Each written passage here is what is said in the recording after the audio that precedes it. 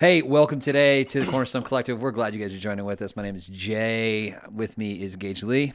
Hello, hello. And also Angus McLeod. Hello. And wanted to wish Angus a happy 20th anniversary. Yeah. Today is the day. Hilariously, last week we recorded on his birthday. Today we're recording on his 20th anniversary. I asked him if he was still cool with recording, and he said it's okay because they're going to do something this weekend. Yeah. Thank you for your time, Angus. Oh, for sure. So we'll go straight into it, man. 20 years. What's been the highlight? What's been the takeaway? Loving my wife more and more every year. I mean, I've been thinking about it a lot this week and today, and it's crazy to think that I've been with my wife, I've known her, and I've lived with her longer than any other human. Wow. So like longer than my parents and family and all that stuff. And it's just kind of a cool marker to make that switch. That's cool. You know, that every day from now on is one more day that I've lived with her than with anybody else, you know, and it's just very cool being able to do life with your best friend. So we enjoy each other. We like to hang out. We love to do things together. You know, we've done theater, most of our entire relationship. We actually met before we were in a relationship doing theater. Mm-hmm. And it's been something that we've just done our whole lives together. It's been a lot of fun. It's so cool. So is it like stage kiss progressed to real kiss? There might have been one or two there. Dum dum dum. For reference, a stage Bride? kiss is like a fake kiss or like a kind of closed mouth kiss, like supposed to be romantic, etc., etc. Put your thumbs up and kiss your thumbs. Kiss your thumbs or something. Mm-hmm. I didn't know none of that. That's because you weren't trying to stage kiss. Yeah. I just thought people were macking on stage. Yeah. They also do that. Okay. Right. So there is also that.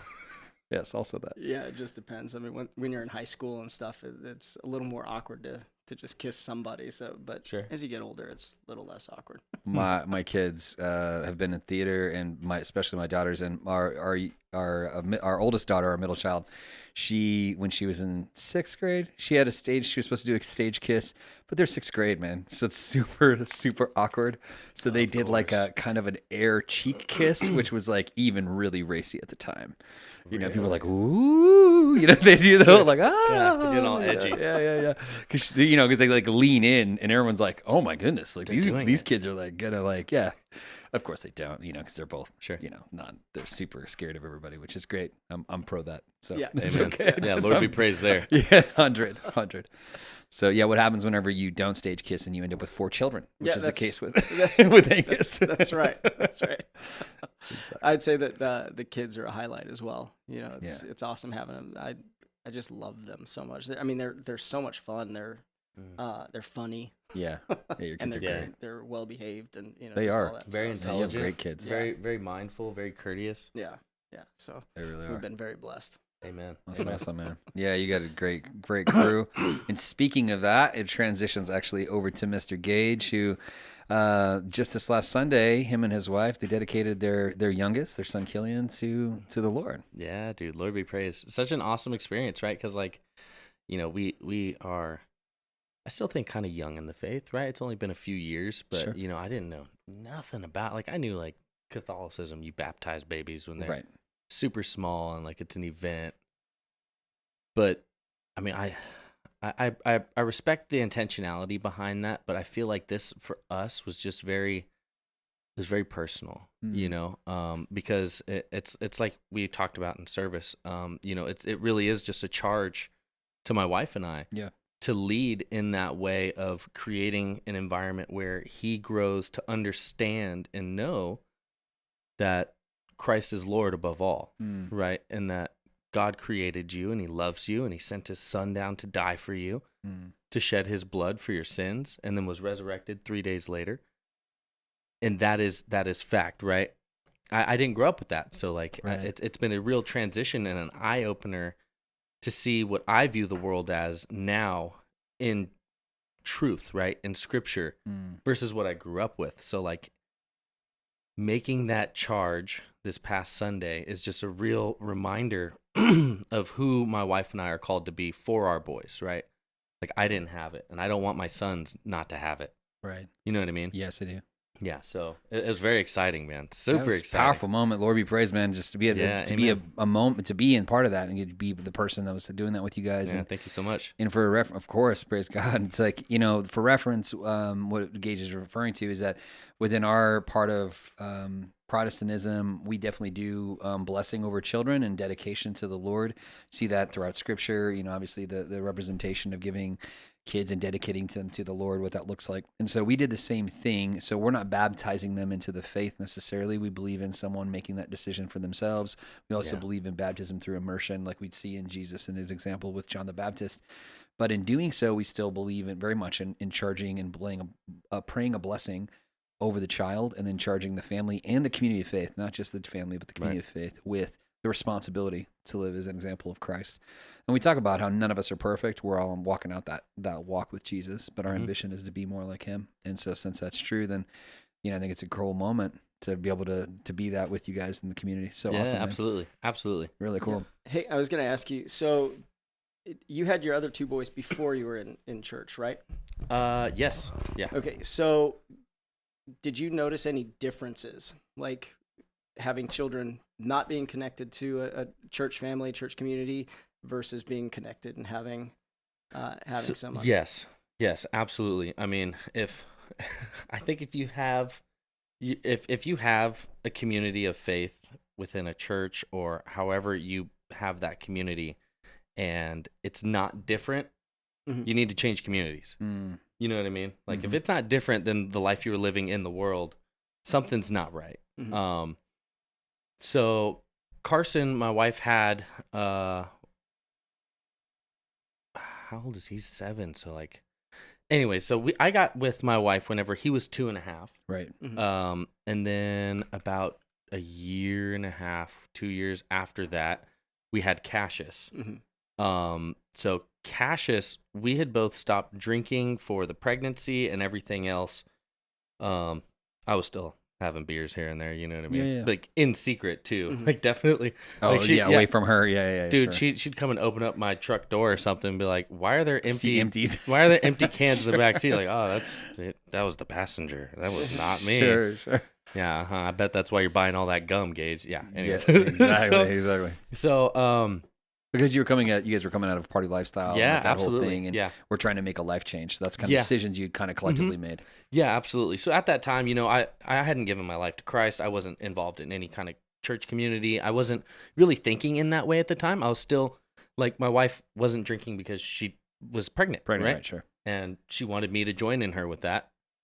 I didn't want to hurt her feelings and say no, but also I still wanted to party. You know what I mean? Sure, So like, right. I was riding that lifestyle of like, I want to do these things for my wife, but also I want to do what I want to do for me. Right. So as we transitioned out of that and Cassius was born, we started really slow, like getting back into like hanging out with friends and having some drinks here and there. I'm just so lead foot with the alcohol that it was, there's all gas, no brakes, dude. Right. So kind of right back into where you guys had been before. Absolutely. Yeah. And so, with that, I think the biggest difference with having, Carson, we didn't have any kind of community of faith whenever he was younger until he was about 4, right? Whereas Cassius, it was about a year and a half after he was born where we started coming into church and seeing how like this is a family, you know what I mean? Like I didn't trust anybody with any of the boys ever, right? So like taking the boys here to see kids and then dropping them off and coming to service, like after the first couple of times, like I really started to like lighten my load. You know what I mean? Of like being able to trust people around me, especially as I got more into the community. And it was crazy too, right? Like I remember Janae and I, we thought we were done. Okay. I'll tell you this. We thought like, all right, we got 2, like that's it. Yeah. Sweet. Like let's not screw the pooch on this one. Sure. Well, apparently we didn't know how babies were made because we decided to do it again. Went professional. yeah, we went pro, dude. I mean, if you want to be like me, dog, have 3 kids. It's fine. It's all right. Don't worry about it. I didn't want to say it out loud. So basically, you'll never be like Angus. We both messed that one up. That's right. That's right. We went to the snippy man. That's right, man. I retired. So there you go. Having Killian, it was so crazy. We didn't want a third baby, and then whenever we found out that she was pregnant again, we're scared. Oh, sure. We're scared. We thought we were done, right? Oh, like yeah. we've built a concept of what our life is going to be off of 2 kids. Right. And like them not being infants anymore and being able to kind of move around a little bit and do some stuff. And then intro big dog Killian. Yeah. Well, what a blessing though. Oh, dude, at first, right, it was difficult to understand that blessing in the very beginning, right? But like after the first couple of days, Janae and I were really praying about it. Just asking for wisdom, right? Asking for discernment and understanding and the perspective that we needed to align ourselves with the Lord and understanding what a blessing it was, right? Yeah. So like I got heavy into scripture, dude. Like I started getting into the book and like I'm reading this stuff over Janaea, like this is what the Lord is giving us, right? Like it says it all throughout here that this is not something to be afraid of. This is not something to I mean, like the pregnancy is so difficult, right? And that's what she was concerned with for the vast majority of it. Is like having to go through. She's not built to have kids, man. Like her she's so small, and like she's not. Some women are built to have like 18 kids. Sure. My wife was not. Right. And Lord be praised that the 3rd pregnancy she got through, and no health complications or anything like that. Everything was super solid all the way to the end.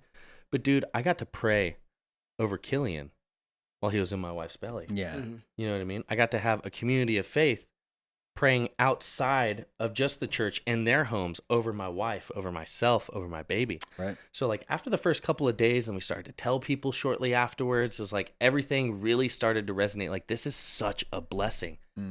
Like how much fun has it been raising these 2 boys so far? And now we get a chance to do it a 3rd time. Yeah, it's hectic sometimes. Yeah, it gets a little crazy. You know what I mean? Sometimes you gotta like lose your mind for a second. But dude, like I wouldn't change I never thought I was gonna get married. I never thought I was gonna have kids.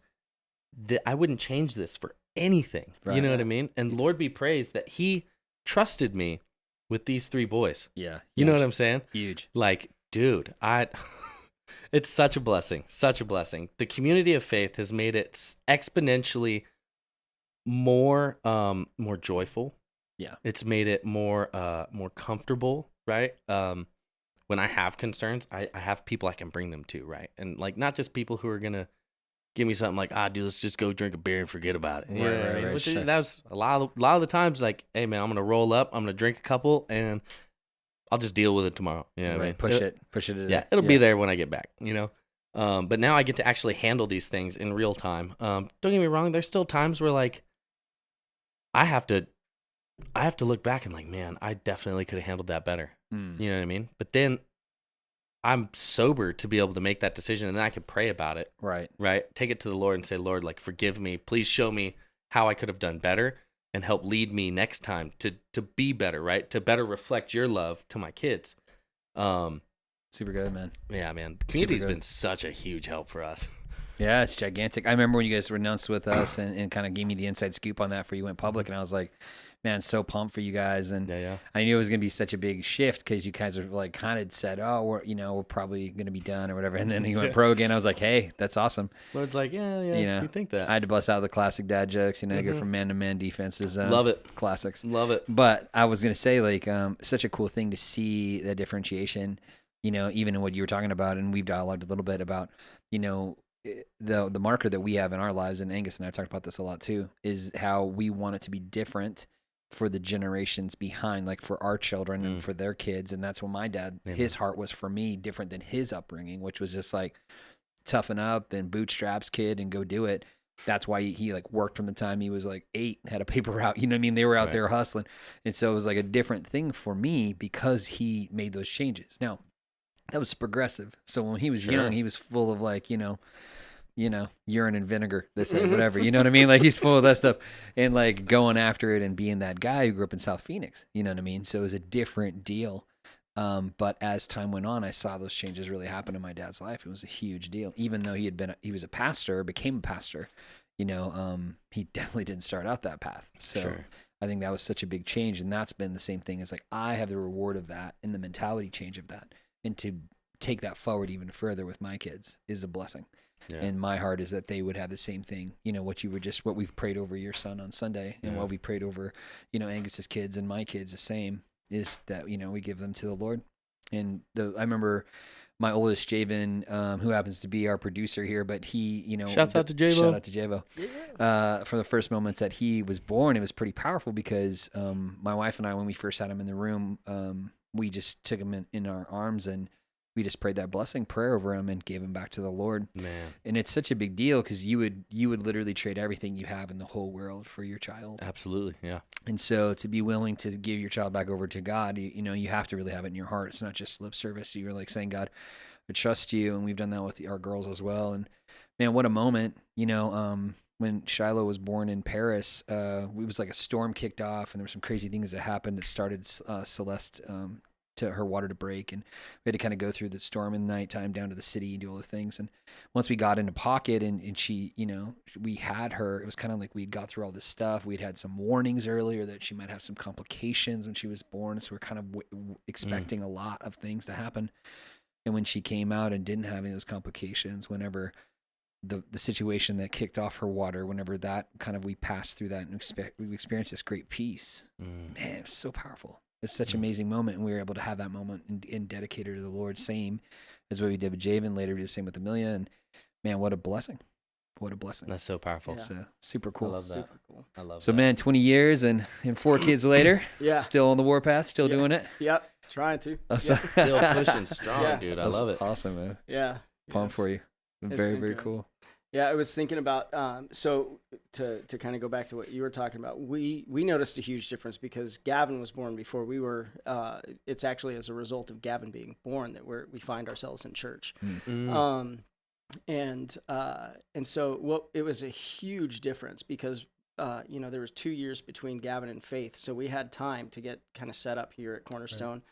Right. And when Faith was born, it was a completely different experience. I mean, it was like we had an entire pool of people ready to help us, and just in various ways, that there were just people there for us that we didn't have before. Not that our family wouldn't be there, but, it was marked difference, from one to going to the other 3. And, again, like Pastor Jay said, with Gavin, we didn't have that knowledge to hand him back over to the Lord, but with the other girls we did. And all of those things are just so more powerful. And I find that having kids is great, but having kids in church is greater. It's so, you go, tell it. It's amazing.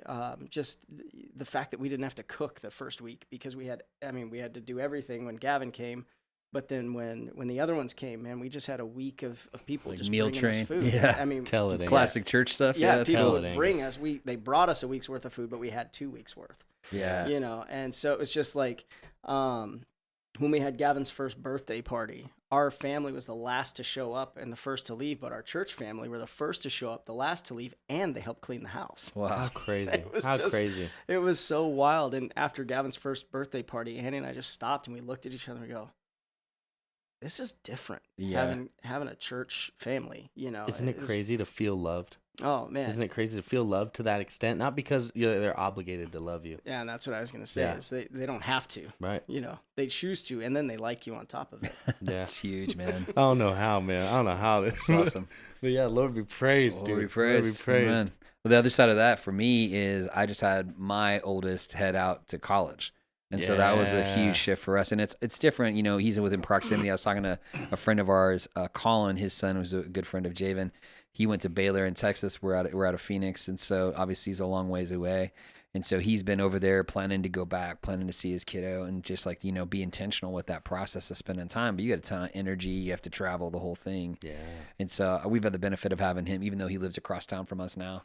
We have the benefit of being able to see him every week. And so that's awesome. it's also nice built in that he happens to work with us. Therefore we can see him. Right. But, at least once a week, which is cool. But, just having his presence out of the house was a pretty big shift for us as a family. I'm sure. And more than just like now I'm back to being, the teenager bus and picking my girls up from school. But it was more than that. It was more like just him in the life of our family. They're present all the time. And that's a natural thing. That's the whole trajectory. What we want is to see someone grow and be their own person and make wise decisions and honor God. That's the same thing I tell to my kids every time they leave the house. And in the mornings we would pray that and that as well, and pray for the favor of God to be with them. And that's what we want them to do as they're adults. And so that's the whole point. But it does feel a bit like, there's a feeling of loss. And I can't explain that any other way than it just feels like you lost something. Really? And it's really interesting because I haven't. Like my son is still very much like present in our lives and, is good about communicating with us back and stuff like that. But it just felt very different. And so interestingly, I've had a ton of friends who are kind of in my same age group, both as we lived across the world as expats and missionaries and different things. We lived in Europe, we lived in the Middle East. And so a lot of friends that we have across the world that are doing that with their kids right now. But differently than them, we had friends who they left their kids and went back to Asia, or they left their kids and went back to Eurasia, or they went to the Middle East and went back to Europe. And so now they're doing what they're called to do, that they're hard to do. They've, connected with supporters who've sent them to do the work, but now they're like, part of my heart is back in the States. And that's part of how it works for the organizations that we're part of, is that they don't allow your adult children to stay with you. They need to go and go back and reconnect. And I think it's healthy, but it's also daunting, man. And it just that tear at the heartstrings. So we had friends that just recently came and shared with us, and like their daughter today, like, they need to send like license plates somewhere because they don't live here. So they sent them to our spot. So, Celeste hooked up with them and was able to get their daughter like new plates for her car. That's crazy. But it's just one of those things you don't think of as a parent, it's like, oh, this is stuff I naturally would do. Mm-hmm. But yeah, what a shift to have that part of life where it's like, I'm coming into that now. Yeah. It's a different frame too, because I'm 27 years younger than my dad, and I'm the same distance to my son. And so now as Javen's going through those different markers, I start to think back to when I went through them, and I'm thinking about it from my dad's perspective. It's very interesting to kind of think about the dichotomy of both of those and the tension that's there. So interesting. Wow. Very interesting. Yeah. Gavin's departure is getting closer than it is further, and with every passing year, I'm like, oh man, just that countdown is, especially lately, it just feels like the years are flying by. I mean, we're already talking about Christmas, and that'll be here and gone quick. As we're planning for it and everything. It's just amazing. And just thinking 3 very short years, it's wild. And so I have that kind of pit in my stomach, that's like, oh, I know it's coming. And like you said, I know he'll still be around and all that stuff, but at the same time, it's like same but different. Sure. Yeah. And, to be really honest, I mean, I think it's probably in their future, but we weren't sure that he wasn't going to go off across the world to school, because he has a big worldview. He's lived in multiple continents, traveled to 50 plus countries. And so to him, the world is very accessible. Like it's in the consideration, whereas some people, that's not even in their wheelhouse. Right. And so that's been a really interesting thing to see how that might play out. We had a friend who's now with the Lord. His name was Gordon. He was with us in Paris, and I moved to Paris when I was 30, on my 30th birthday, actually. And so I'm talking to him. He's in his, at the time, late 60s, early 70s. He had been a missionary in Africa and had been in France and then Africa for many years. They were like 25 years on the field. And then went home and pastored for another 25 years. So he went really young to the field and then was there. And so he had a really long ministry career. His kids, they grew up at like boarding school away from them and had crazy situations happen, just wild stories he would tell us. And I would go and we would walk along the river, the Seine River, which is like it goes right through the middle of Paris. We lived just outside on the west side of the town, of the city. And so we would sit and walk along the edge of the river and just talk. And I would just meet with them and we would just have these talks. It was really rewarding for me. And he would just speak into me, and I would ask him these questions about stuff like this. I was like, what about the future? Whenever then I'm thinking about, them growing up and being away. He's like, the Lord will take care of it. If you're diligent to do what you're supposed to do and you make room for them to have that same, then the Lord will take care of it. And his kids went like to West Point and did all sorts of crazy wild stuff.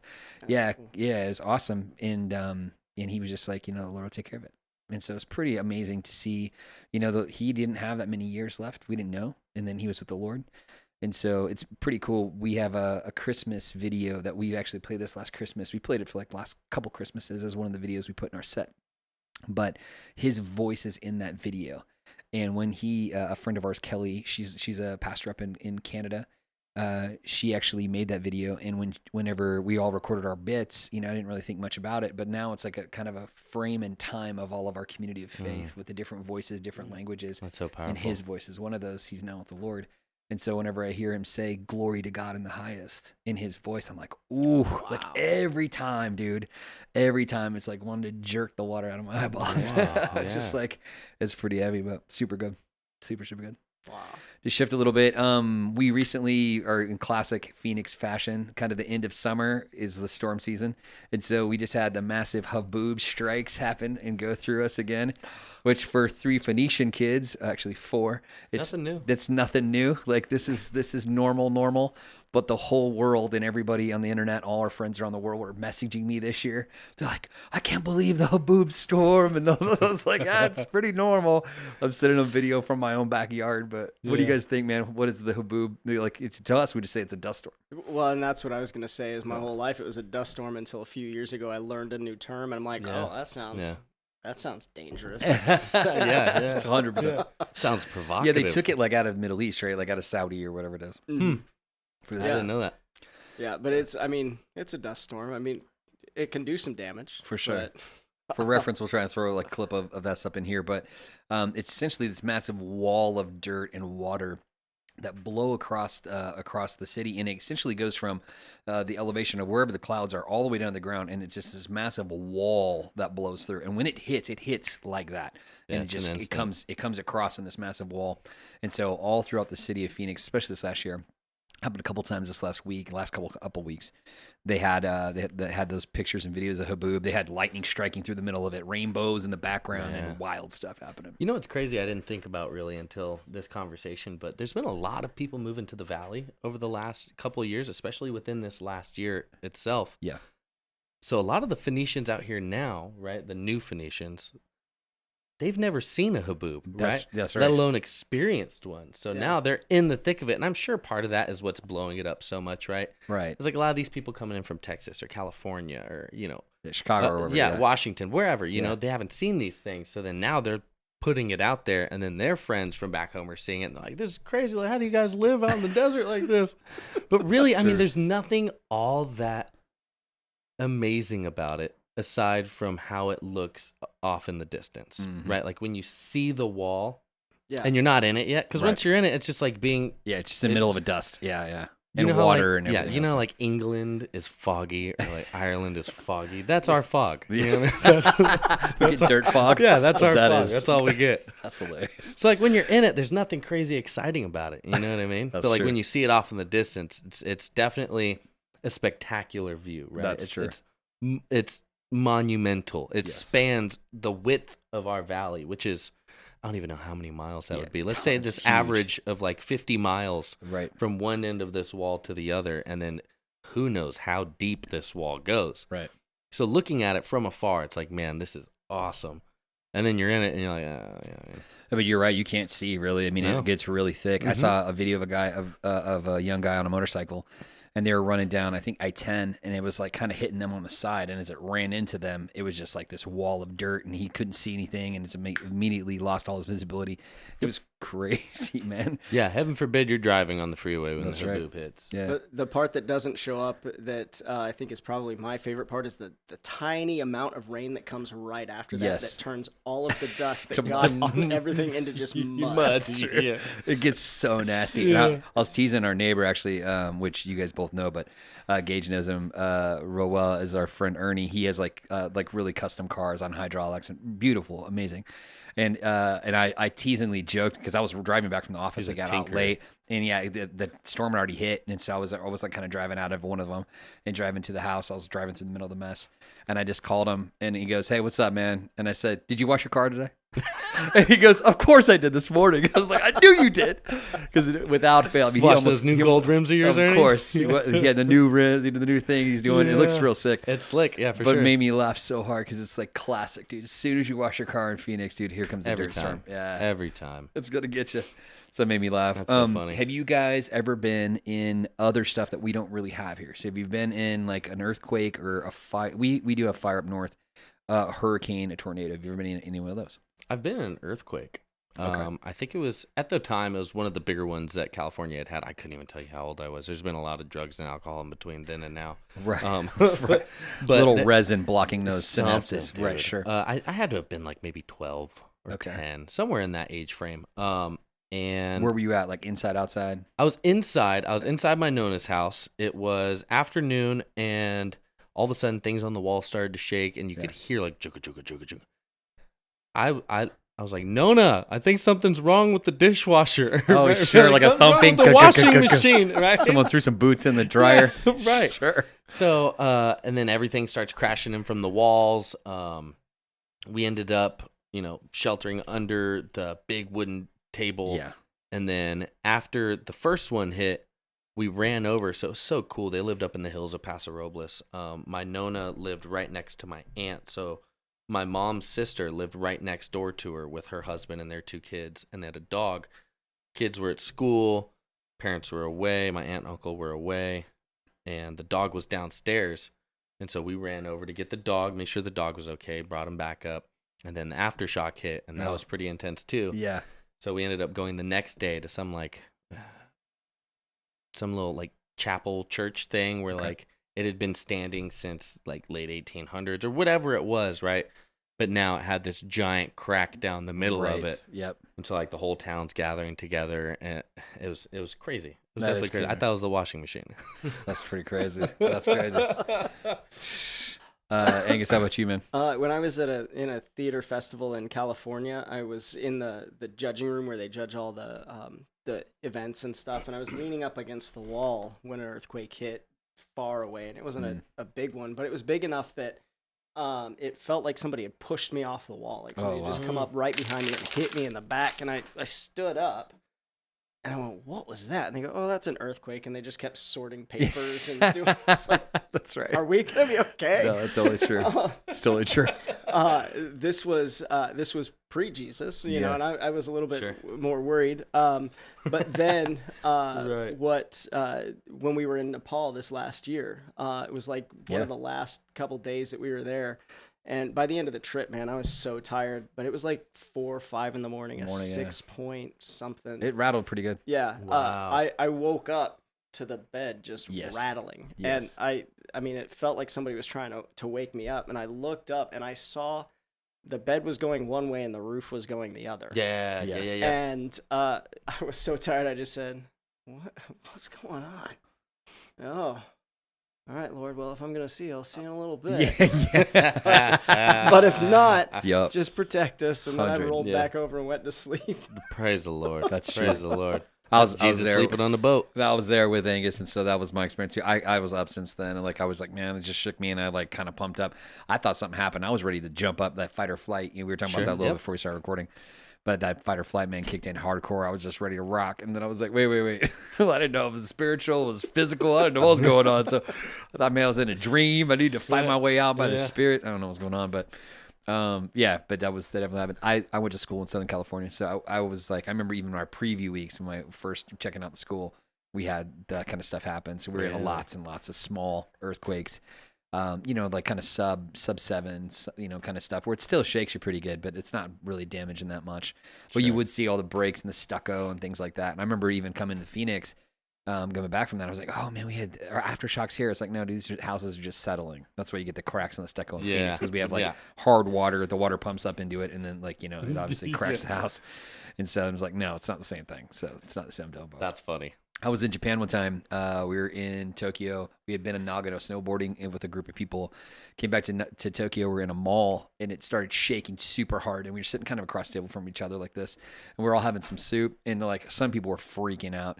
And me and this guy from Canada were kind of like, shrugged and just kept eating the noodles. We figured if we were going out, might as well have some really great, That's funny. have some great ramen or whatever's going on. There you go. It was weird though, because you know how the Dateline works. So I literally left there, went straight to the airport, got on a plane and flew to LA, and then flew to Phoenix, and it was like kind of back to back, and I had a short layover. So I got to Phoenix, came home, was in my pool, and it was in the pool at the same time that the earthquake had happened on the same day, because I was living the day twice. Oh, yeah. So it was one of those things where you cross over the date line, so you're back in that same day. So whereas the other way, going that way, you lose a day completely. Right, yeah.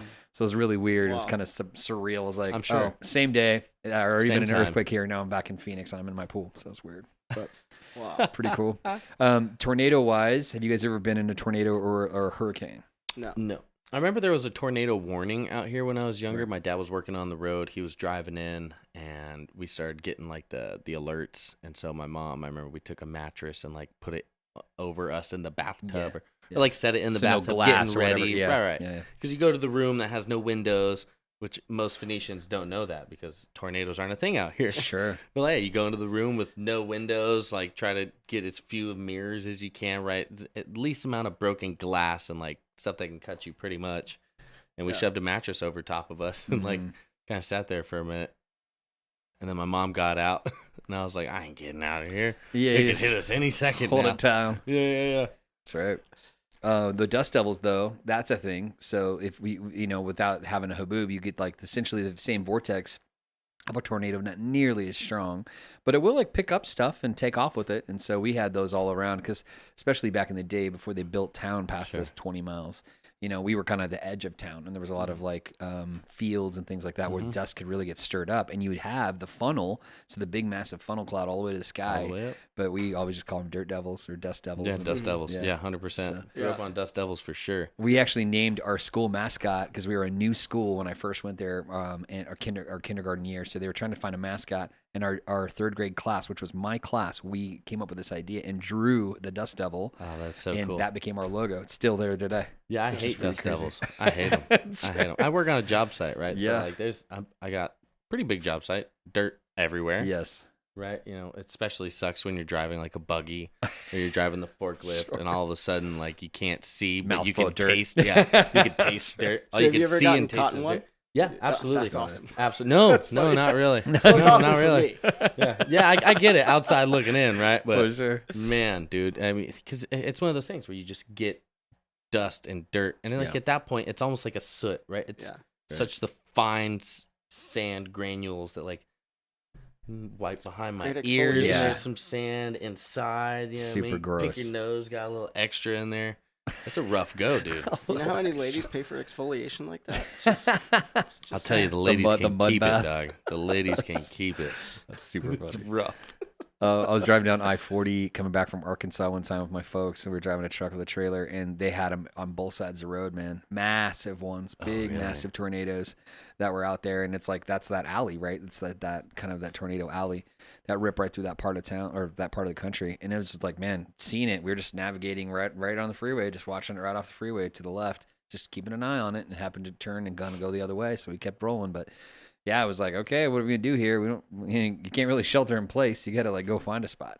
Yeah. So it's kind of like those, the Twister movies, or Like go under an underpass or something, right? Something. Is that kind of the thing? yeah. You're supposed to kind of get out of the yeah, way so that you can't have a direct And connection. get out of the car too. if you can. Yeah, get into a place that has a cellar. Yeah, and a lot of buildings are either brick or rod, or like a red iron kind of building that has. Well, a say you're front- on the freeway though. Like, what do? You You're just supposed hop to out like of the car? You're supposed to. I think you're supposed to like be in place in the car. I mean, for those in Tornado Land, I'm sorry because we're ignorant to this, but my understanding is that you're supposed to like put in park to the side of the road and just hunker down where you're at. If you can get out and get to safety, they say do that. There's a classic comedy bit by Dusty Slay, who's like a clean comedian, really funny guy. Yep. And he has a whole bit about growing up in a trailer park, which is notorious for getting torn up, right? So they say like you leave the trailer park and go lay down in a ditch, which is really what they tell you to do. Yeah. That's what I was thinking. Because like you go lay down somewhere, I think I was watching Young Sheldon or something. Okay. And, you know, the dad and little sister driving through town and they're arguing and fighting. And then tornado hits. They jump into a ditch. The car gets all mangled. And afterwards, they're like really appreciative and love each other a whole bunch. Sure. You know what I mean? But like, I remember watching, I was like, is that what you're supposed to do? Yeah. Like, Yeah. don't stay in the car? Yeah, If the I car's guess mangled, they're not. Yeah, I think that's probably part of it too. It's probably safe. I mean, you've seen cars get picked up and taken away. I mean, the big machinery, massive, like farm equipment. The stereotypical cow. Yeah, blowing around. Sure. I've never seen any of that with my own eyes, but I've definitely seen the aftermath of it. So we know it happens. So it's just one of those interesting the elevator to heaven. 100%. That's the direct button. The expressway, expressway, man. That's right, 100%. Hey, we want to jump in a little bit more today. We're talking about the 7 C's. It's one of the things that kind of guide and direct us here. We talk about commitment, community, communication, competence, creativity, compassion, and celebration. Today, we're talking about community. What does community mean to you? Yeah, that's so good. Man, honestly, I think the Lord gives us the blessing of fellowship. Right, and that comes from the Lord. So I had heard something a while ago, and it was basically to the effect of like when it was a story, right? Like somebody had a dream and they were talking about it, and they're in line for hell. The Lord's showing them a vision of what it was going to be like to be in hell, and they're standing in line. Nobody could talk to each other. Whoa. Like nobody could talk, nobody could cry out, because that was like fellowship, the ability to talk to one another is from the Lord. Just like the Tower of Babel, he disrupted that ability for us to be able to talk and communicate with one another. Wow. And so like I've always, I love to talk, right? I love to build friendships and relationships. For a long time, it was hard for me to get any more than just surface level relationships with people. But as I've started to change my lifestyle and everything else, the Lord's definitely opened up that door for me in a new way. And it's been such a blessing, man. Having family that isn't blood, right? Having somebody that you can depend on, that you can truly lean on and count on, has been it's such a tremendous experience that I only had with one person outside of the faith to that extent. And man, it's game changing. They say it takes a village, you know what I mean? And like, even if the village isn't there for us, they're a phone call away to where like we can get that the guidance, the discipleship, the mentorship of like, man, what would you do in this situation? Like, help me, dog. I need support. I can't do this on my own, right? Yeah. That's huge too. Tremendous. Yeah. Or even to be that vulnerable because you're at a place where you feel trust enough to have your wall down. Yeah. To say that, to even have that call. 100. Yeah. I mean, because like I'm not going to call dudes from my work. You know what I mean? Like all these rough and tough dudes were like, you got to, you know what I mean? It's hard to be vulnerable in front of them in the first place. You know what I mean? So like people here, like, it's just like talking to your mom. You know what I mean? Like that same depth of relationship where like you can tell them anything, but these people you can actually tell anything because they're not your mom. Right. I guess and that comes with time and with trust and walking through some stuff. Yeah, for sure. Yeah. It's everything, man. Everything. Fellowship in the Lord is definitely been a life-changing opportunity and a blessing for us. Huge. That's good. Yeah, for sure. That's good. I see it as kind of a group just where you belong, a collection of people that you belong. This image that I get in my head, it kind of as you were talking, was as each of us is a spool of yarn, and I mean, you can do a lot of different things with a spool of yarn, but once you get other spools together, not only does the creation become more interesting, but it can become more useful and just, better for all kinds of things. And like the tapestry, the beauty of God. Yeah. And kind of to piggyback off what you were saying, it's like when you're in your lowest times where, whether it's you've messed up or you've messed up something in your life or somebody's hurt or there's a situation going on, you've got a group of people that you can call, that you can text, and that you're not just calling somebody and they'll saying, I'll pray for you, and they're going to bed. I mean, you're activating an army. Yeah. And that there are people who are like, what can I do? And they're ready to go, and they're willing to forego their plans a lot of times to be able to say, okay, well, this is what I had planned, but now this is what I need to do. See, that's why you got to be careful who you call, because then you're liable for people to show up to your house at 9 o'clock in the evening when they have work early the next morning. Yeah. You know what I mean? That's part of that gig, though. Yeah, gotta love it. Early on, in our marriage and life here at Cornerstone, we were strapped for cash. You know, our finances, we didn't have enough to go, and we were on before my second born, Faith, was born. We were on the verge of losing our house, so they were going to auction it off November 5th, and she was due on the 12th. Wow. And so we didn't know where we were going to bring her home to, and that's a whole other story and testimony. But you know, we had only shared with a couple of people in prayer, and I can't tell you how many times, and especially after we really got to understand tithing, you know, because we're in this really tough spot, and you know, some of my parents weren't very excited to hear that I was tithing when we already couldn't make bills and things like that. Tell like, it. What are you doing? Tell it, dog. You know, they're like, well, don't expect to borrow money from me if you're giving it to the, you know.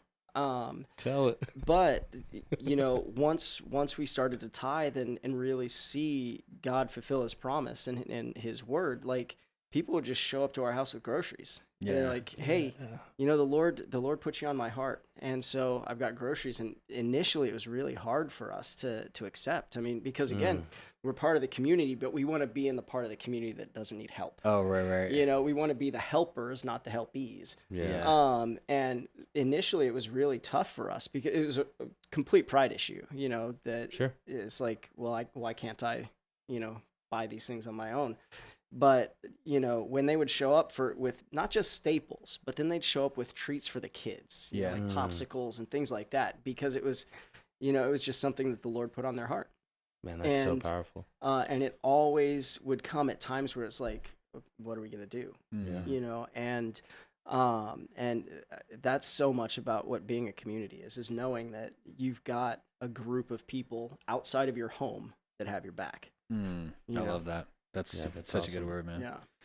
Those are great examples, guys. I'm with you. I think it's amazing. I have a scripture for us today. It's out of Philippians 2. It says, do nothing from selfish ambition or conceit, but in humility count others more significant than yourselves. Let each of you look not only to his own interests, but also to the interests of others.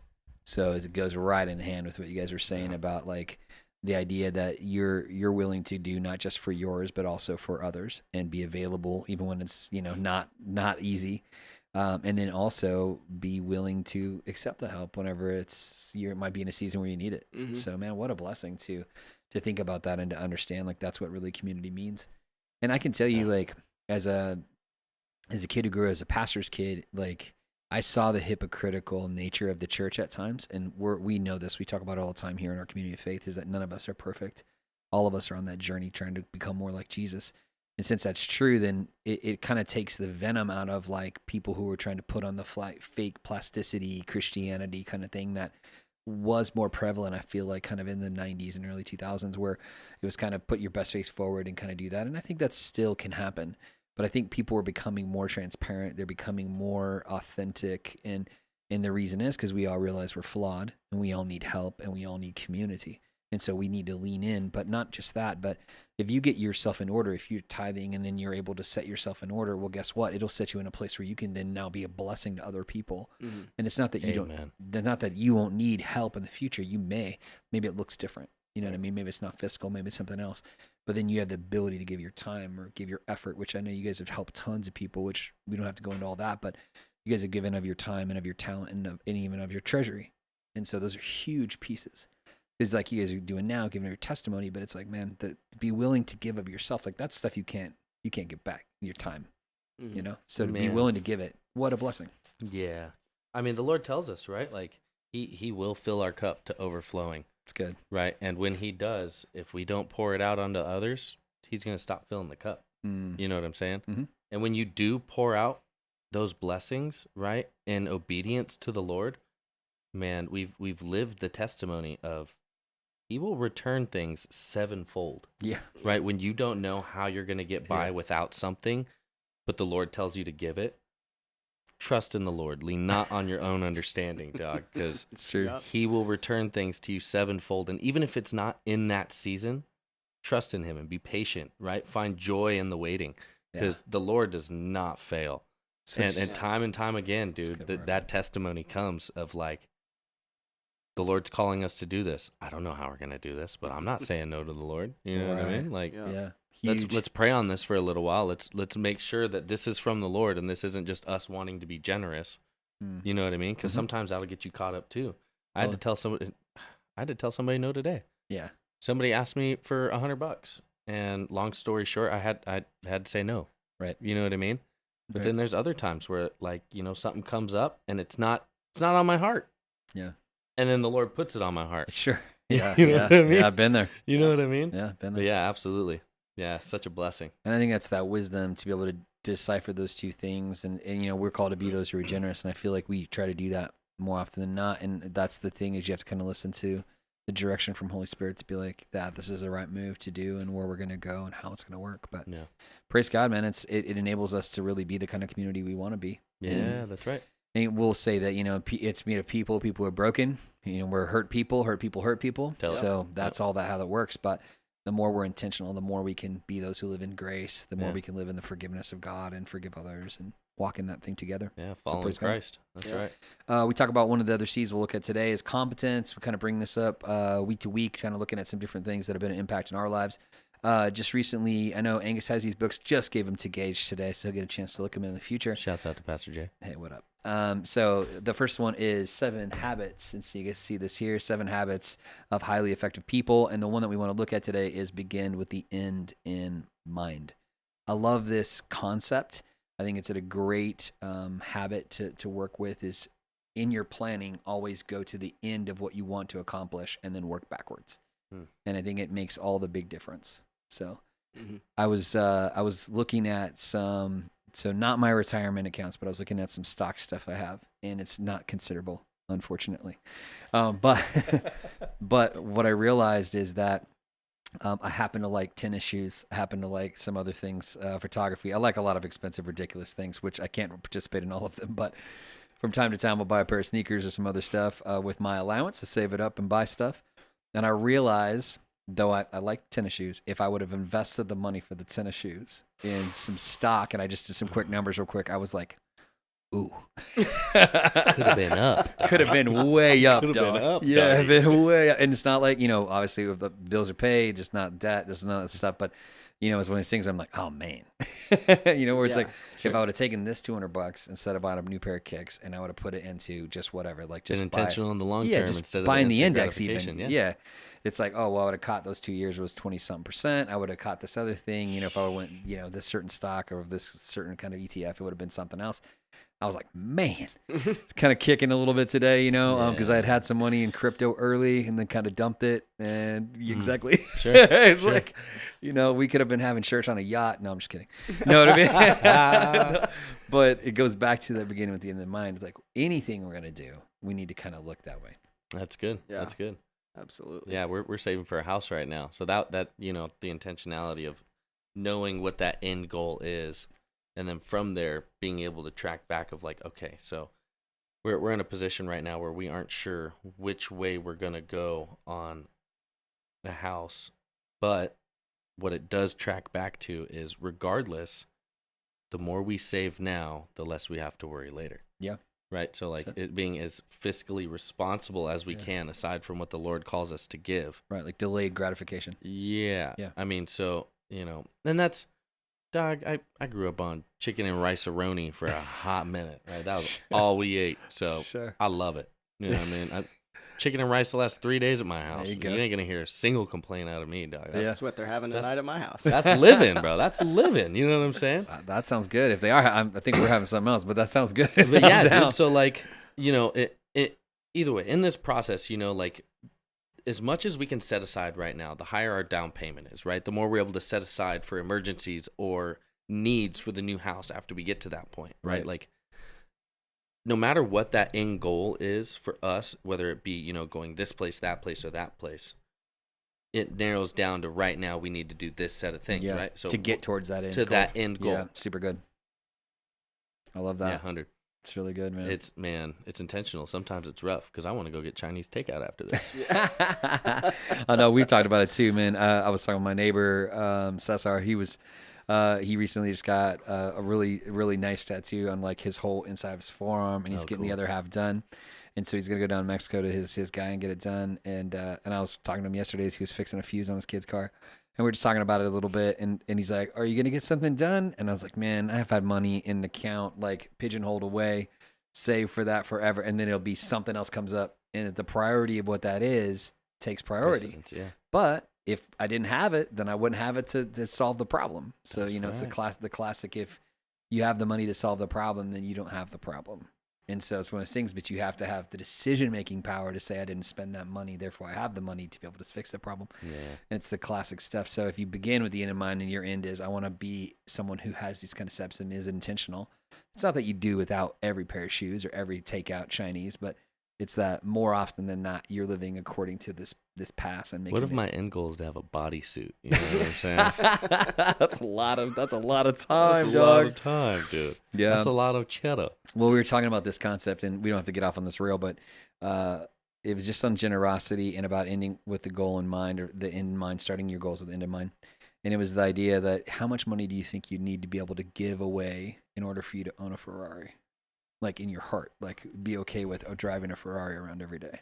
And so we're just talking about that because most of our end goals don't have to do with stuff. Right. It has to do with, maybe a place to stay or like, other things like that. But it's not about the things. It's more about what our goals are as a family or what our experiences would be or some other things like that. So it's interesting because I was thinking about that. And as much as I like flashy and cool stuff and been around it a lot when I was young, even though we didn't have it, I was around people who had it. Sure. And I was like, oh man, it's really not about that. Like, you know what I mean? So Tell it. if you're not living for that, Tell it. That's not your goal. That's it. You're trying to live something different. That's it, man. So. Yeah, I've had a lot of conversations with people who, they're trying to make decisions, especially some of our youth transitioning into college and, right. Where to go from there. And they're like, well, I could go to this career path or this career path and all of that. And so I've talked about this concept a lot with a lot of different people. And it's like, well, either of them works if it works with what God created you to be. Yeah, 100%. And so I've told because my dad wanted me to be a doctor. He was very disappointed that I never became one and all of that, but I never felt like that was what I was created to do. I never felt like that was what I was called to do or anything like that. And so having to fight that kind of a pressure, kind of back to what you were saying about making it better for the next generations, I've told my kids, here's what I want for you in your life, is that you would genuinely seek the Lord and you would know 100% that this is what he created you for. Yeah. Because every situation, every positive, every negative that has happened in your life is all pointed towards that creation, that job, that calling that he put on you when you were created. And so he's allowed everything to happen, good, bad, and different, for that. And so I've told them, as long as you know what God has called you to do, what he created you to do, if you do that, that's what makes me happy. That's what I don't need your job to be a pin in my cap, and because what I've explained to other people is if you're created to be a tire, but you're put where the steering wheel goes, right, you don't function the same way. That's right. Or if you're created as a steering wheel and they put you where a tire goes, you're going to get worn out. Yeah. You're going to get broken down and all of that stuff. And so it doesn't matter where you want to go, what your goals are, if you're going to be broken down by the time you get there. Mm-hmm. Yeah. And so that's really good. So that's where I always kind of see is if you really have, and if you push it all the way out, it begins to help you see that when the road forks, will this fork get me to where God's called me to be, or will this one? And if neither one of them, maybe it's just that you need to continue to pray for option C, and so that's, I love this concept. And it's one of those things that when I find myself in a mess and I back it up and I look, I'm like, oh, that probably wasn't part of the plan, was it? We talk about it sometimes, is that, if your thing is whenever you go through the door called death, you're going to hear the Lord say, well done, good and faithful servant. Then you need to live in alignment with that, which goes exactly what you're saying with the obedience towards whatever you're called to be. Well, and what really got that deep down into my heart was before I started studying to become a pastor, I was studying to be a teacher. Right. Because everybody told me, oh, you're so great with kids, you should go work in education. Because if you work special ed as a male in education, you can kind of write your own ticket. Right. I was like, well, I like that idea. And with every class, I was just getting more frustrated and everything. And so during a fast, I just had this, this image in my mind's eye of me standing before the Lord at the end of my life. And he goes, Angus, my son, you are such a great teacher. And you changed so many lives. And you did a good job. He said, but son, that's not what I created you for. Wow. And that was it. And afterwards, and then I was left to pick up the pieces of that. And I was like, what? And Pastor Rich says it all the time. It would really suck to be climbing a ladder to realize that it's leaning on the wrong wall. That's right. Yeah, that's right. And so with that vision, that word that the Lord gave me softened my heart enough that I finally started to hear when other people were saying, hey, I think you're supposed to be a pastor. And I received it. And again, that's why I know what God created me to do. Yeah. And whatever that looks like, but I know that that's what he created me to do. And there is no greater authority than walking in what God created you to do. That's super Amen. good. Actually, Amen. That's a great word. Transition into the second one, which is out of Maxwell's 21 Irrefutable Laws of Leadership. And the one we're looking at is the law of influence. And so it goes kind of right in hand with what you were just saying about, if you have a person who has influence in your life, they can speak into your life with authority because there's a trust, there's a rapport that's built and all those things. And it's talking about how it's not positional authority that really is influence. It's really your rapport, your connection to somebody that gives you that authority. That's awesome. Yeah. That's awesome. It's very cool to, again, that's why I tell our students, I tell anybody who will listen, ask the Lord what he wants you to know. Yeah, sure. He doesn't want to hide that from you. That's right. Sometimes we build up walls to, so we can't really hear what it is, but he's not trying to keep it a secret from us. That's so good, man. That's so good. Super encouraging. I'll say this too, and I think it's true. You guys have probably both experienced this, but I think a piece of the influence actually comes from serving others. And I think the more that you serve others, the more actually influence you gain with people because they can trust you. And it's not that you're lording over them in some kind of like hierarchy. It's more the influence you have with them is direct because it's one of those things that's like, hey, we're in community together, and it's not I'm doing this so I get a favor later. Right. It's not like I'm doing a favor for a favor. You're doing this because you care about them, and so that ends up being influence with somebody that transcends other things. Or I think the other side of that is when people see your transparency in your heart, like even talking about shortcomings or everything, even from the past. Man, that ingratiates you with somebody because you're being transparent, you're being real. Right. So it becomes this influence that's different than a hierarchy power structure. Mm-hmm. You know what I mean? Yeah. Yeah, absolutely. I think that's part of why our testimonies carry so much weight. Huge. Right? Because that in and of itself creates a level of trust and, like you're saying, influence, right? Because, seeing somebody that has gone through the things that you've gone through or something similar, right? Gone to the depths of Sheol like you have and said, this is where the Lord has brought me now. Right. Like that could be influential to a lot of people. Like, man, it's not out of reach. Yeah. You know what I mean? Yep. Maybe difficult, but it's not out of reach. Yeah. They survived it. Therefore, I have the faith to believe I can too. Right. Yeah. Huge. All right, we're going to transition a little quick into rapid fire. I hit you guys with some questions last week, and so we'll kind of get into a few more this week, a little bit different, but check this out. All right, we'll go to Angus first. We'll try and keep the answers short because we're kind of trying to fire through it. All right, what's the best advice you received? Go to church.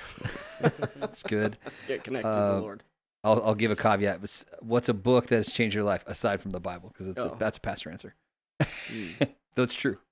Gosh, do you have anything that's kind of like been, oh, this is great, I like this, it sparked something in me? Actually, I really like The Godfather. Oh, yeah, okay.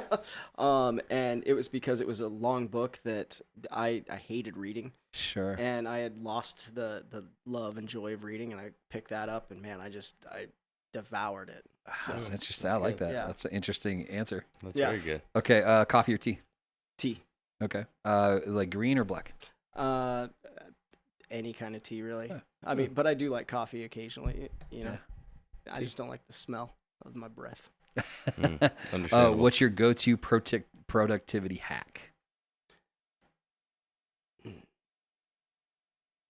Putting on music Okay. and just barreling through. Yeah. You know, move. Just Dan- rave as you go. Yep, dance and man, I'm surprised I haven't gotten a noise complaint on my days off on Fridays because I blast my music and get things done. That's cool, man. I jam music like that too, like a lot. In fact, I run through headphone batteries for that reason. Mm-hmm. I just switch them out, put different ones in. 100%. Okay, who inspires you the most?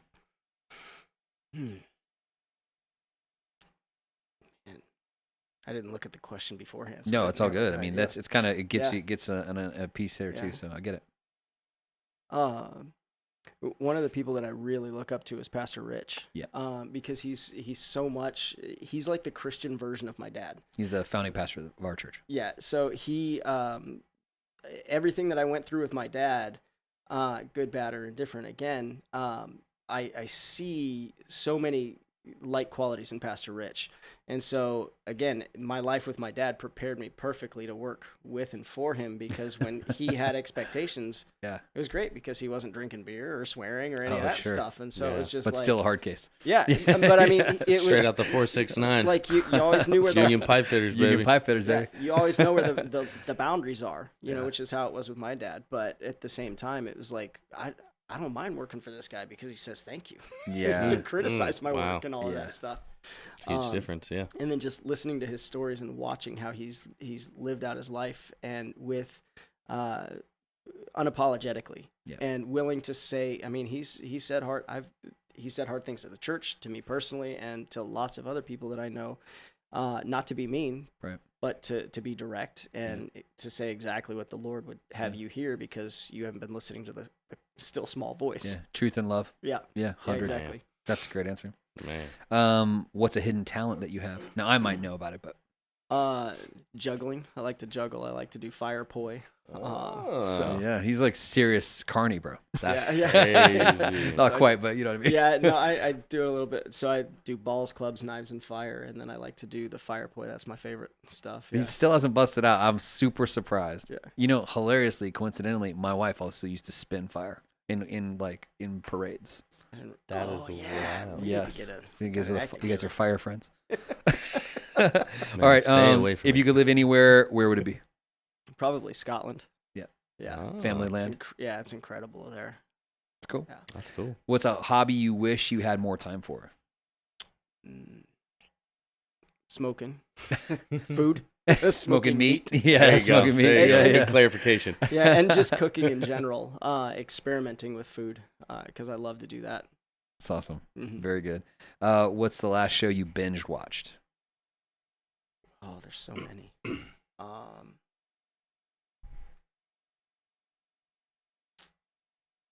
Right now we're watching Warehouse 13. Oh, I've seen that. Yeah. That's been a minute too since I've seen that. Wow. Yeah, we just came across it.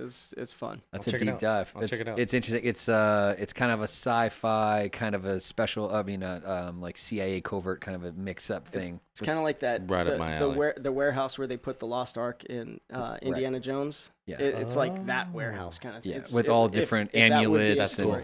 Not connected to Indiana Jones, but to give you a reference point. Yeah, that's what it's like. And so they go out and collect all these and just weird things. Yeah, it's kind of like Indiana Jones, Mission 13. X-Files. What was it? Yeah, Warehouse 13. Warehouse 13. 13. Yeah, that's a deep cut, man. Yeah.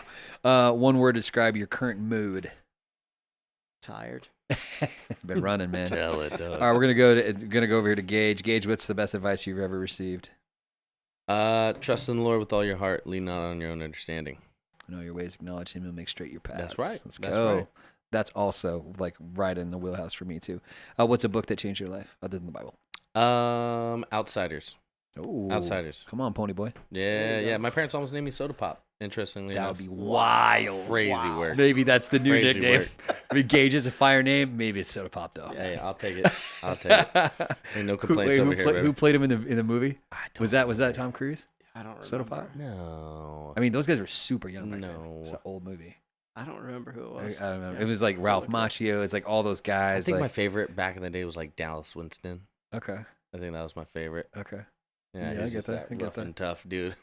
Rough and tough with his Afro puff. That's it. There That's you it. go. All right, what's your go-to productivity hack? You're a guy who works your hands all the time. Man, I really think it's just I tell myself there's nothing to it but to do it. Okay. Right? Like you could think of all these different ways to do things, sit there and try to organize all these different things, but until you just step into it and start actually putting your hands on something or moving in a direction of productivity, right, it's just all talk, right? Oh, that's interesting. Nothing to it but to do it. Yep. No, That's totally get that. Okay. Who inspires you the most? I was thinking about that a little bit, and I really do have to say I think my wife inspires me more than anybody. That's cool. She's a good woman. Yeah, absolutely. So grateful, man. I should have said that. Especially on your anniversary. Especially on your anniversary. No. You already really talked to her because you really love your wife. Yeah, absolutely. Knowing where she's come from, how far she's come, just how pure her relationship is with the Lord.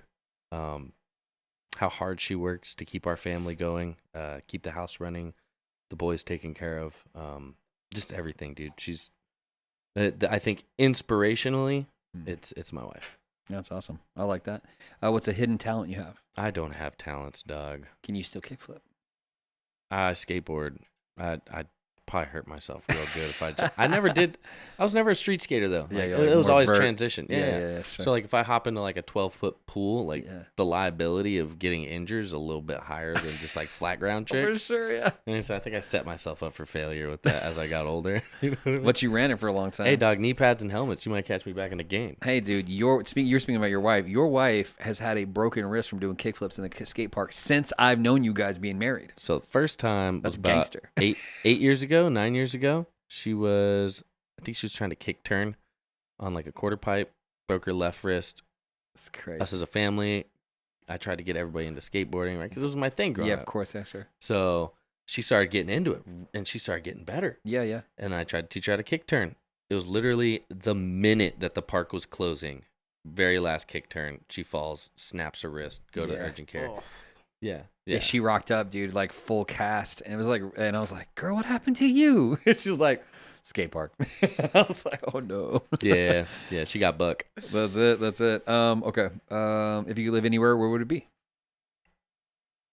I don't know. I think I'd really nothing exotic, right? Like out of country, but I really do think I would enjoy Washington. Okay. Just the green. Yeah. My wife has a lot of family there. Mhm. And the handful of times that I've been, it's just been so beautiful and great to be in community with family. You know what I mean? Yes. That I don't get the chance to out here. I don't want to go to California where my family is. You know what I mean? It's California though. It can be good, but also it could be, kind be of sketchy. right. Yeah, totally. Yeah, 100%. And then I got other family in Kentucky, but I think Washington, man. It's West Coast. It's still I mean, you got all the great foods from the Pacific Islands, and then the Chinese food out there is great. The Mongolian's crazy. Just so many different options. Yeah. I think I'd go Washington. That's pretty good. I like that. What's a hobby you wish you had more time for? I think motorcycles. Okay. Yeah. Yep. I wasn't sure if you like go fishing, go shooting, motorcycles. Yeah, I think I'd go motorcycles. It's cool. That's awesome. Yeah, I've seen you work on them and do different things and be into it. So Yeah. flipped a couple of them. I want more bikes. I want more built up bikes. There you go. What's the last show you binge watched? So my wife and I are currently actually the new episode of one of our shows that we're watching came out tonight. It's a Dark Wolf. Okay. And it is the precursor to The Chosen. No, I'm joking. Chosen is a fire show. It is a Shouts fire out show. to Dallas. But I don't Thank think you so much for I that don't show. think Dark Wolf is the precursor to Chosen. No, it is not. Yeah, Chosen also a good show. But Terminal List with Chris Pratt. Oh yeah, it's great. Like yeah. that. Yeah. The ex-Navy SEAL. Yeah. So this is the prerequisite to that show. Is it with Chris on it? Chris is in it. That's cool. That's awesome. Bits and pieces, but it's more on the backstory of his best friend Eddie. Nice. But yeah, so that's the show we're currently watching. New episode came out tonight. Nice. But in the meantime, we're trying to press through Terminal List because we had never watched Terminal List before. It's good, yeah. I just saw Dark Wolf. I was like, let's see what this is about. Sweet. There's a lot of cussing, man. It's really hard to get through, honestly. Yeah. There's been times where, like, we're watching it, and my wife and I are just like, it's a lot of words here. Yeah. Are we sure we want to be watching this? And then more machine gun firing and other stuff. And I'm like, all right, okay. We'll watch it a little bit longer. It is hard. I mean, there's we get into this and we'll get derailed a little bit, but I think it's one of those things where it's you think about, okay, what are you sensitive to? And in American culture, man, we're kind of really desensitized to like violence and war. It's very much like something that is super popular. Sure. Whereas like it's interesting because I think in whenever we live in Europe, they're desensitized to the sexuality side because it's so in your face. So you'd see billboards and stuff. It's very on the sensual side, and a lot of that stuff. Obviously, people, it's a different take on bathing and stuff like that. So the beach is topless and all these other things. So it's way different than the way we think about it. And so it's interesting to see people are like, oh, but you guys are so violent. So for them, they're looking at our like R-rated action movies like, it's so gory, it's so violent. And, remember and then that next time you think about messing with America. Well, the other counter of that is on the other side is like, well, we'd be like, oh man, that's like Skinamax, like, you know what I mean? Like, and they're like, 100. oh no, this is fine. Like they would show previews at movies. You're like going to a G movie, and the previews like an R movie, and they would show like crazy wild stuff, and you're like, that's wild that they're playing this as a preview. It doesn't line up the way we think of it.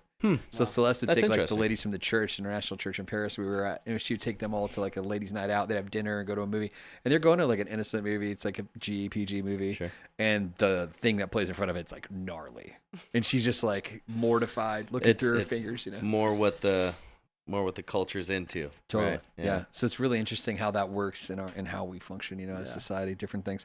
All right, one word to describe your current mood.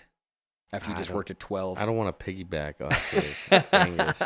I'd say grateful, man. Yeah. I'm super grateful. The opportunity to get here. Man, I and should talk use to you that guys. one too. Dang it, Angus. Gosh, come on. Hey, next week, dog. Next week. 20 years, also great. Tired. Yeah. I'm just joking. No, I'm super grateful, man. It's such a blessing to be able to grow in community with you guys, right? Yeah. To be able to come together and fellowship and have these wonderful conversations. Yeah, that's awesome. Yeah, man. So encouraging. Such a blessing. I'm just grateful I get to be a part of it. So grateful. Same, man. Yeah, I'll run down real quick. Just some of these. I'll just leapfrog through a few. I'd say best advice that I ever received would be that be honor God, love God, and make wise decisions. And I think that goes right along with Proverbs 3, which you were just talking about earlier. Mm-hmm. It's right in that same thing. Go to church. It's a good close second. That's a good one. But I think that really stuck with me. My dad, when I would leave the house, he let me go do whatever.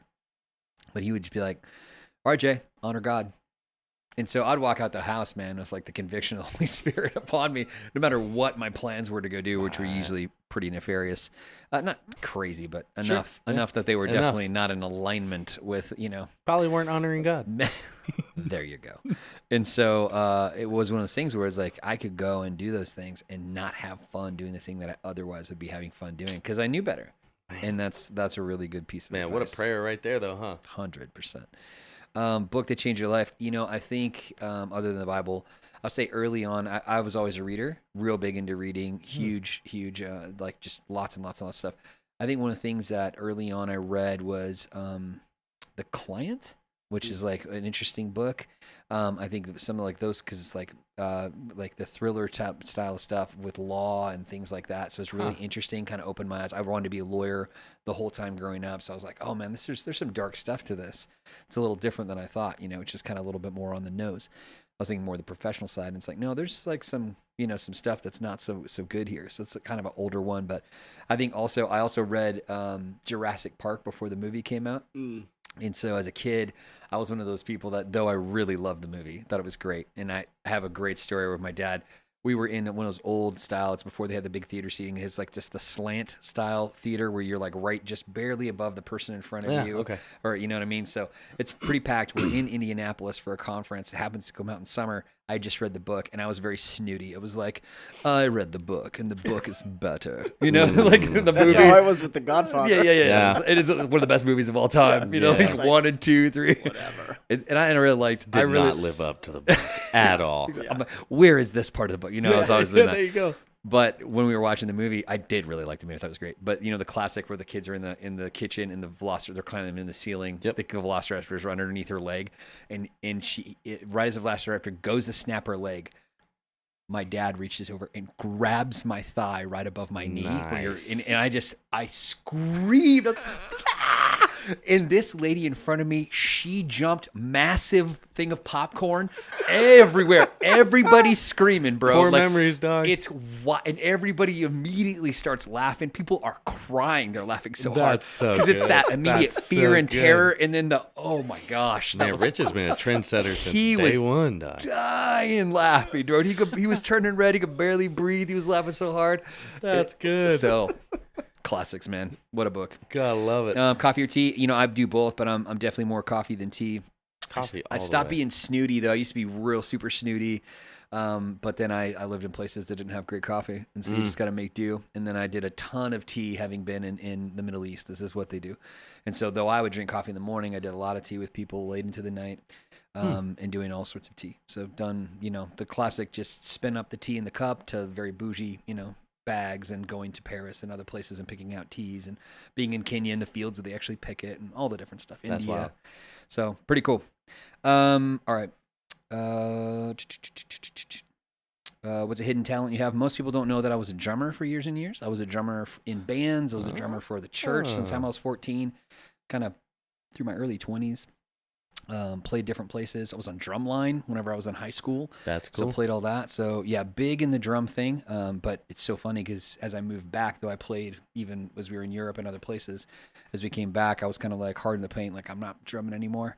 And we got some good drummers with us. So, but yeah, it's one of the things that I grew up doing. So love that. Still love to rock out. Some good stuff. There you go. If I could live anywhere, where would it be? That's a hard one for me because we've lived some Yeah. good spots. I would probably say at this point somewhere in Asia.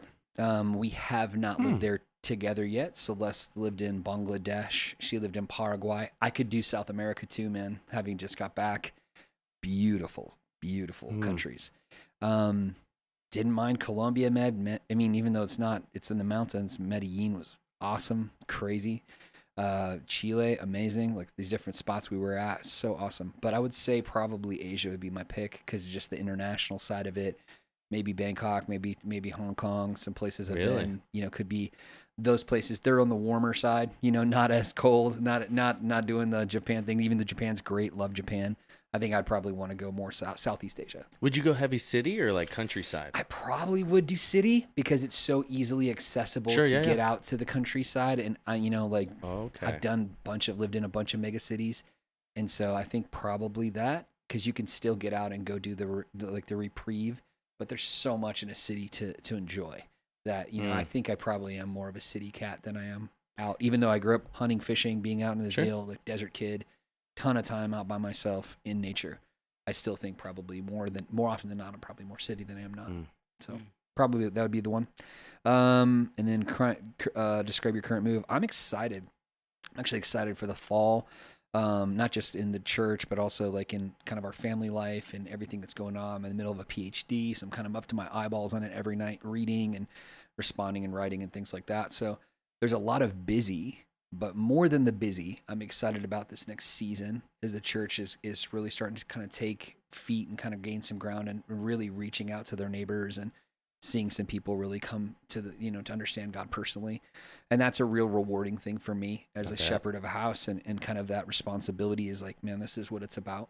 So though I'm excited for the other things that are happening, like in our own personal life and other things that are there, it's really even those other bigger pieces. So I'm pretty excited for the thing. So tell it, dude. That's praise awesome. God. Anyway, amen. The Lord be praised. It makes it cut it for us today, guys, and we'll pick up back with some more of this stuff in this next week. Thank you guys for joining with us. Yeah, it's Much been fun. love to you wherever you are.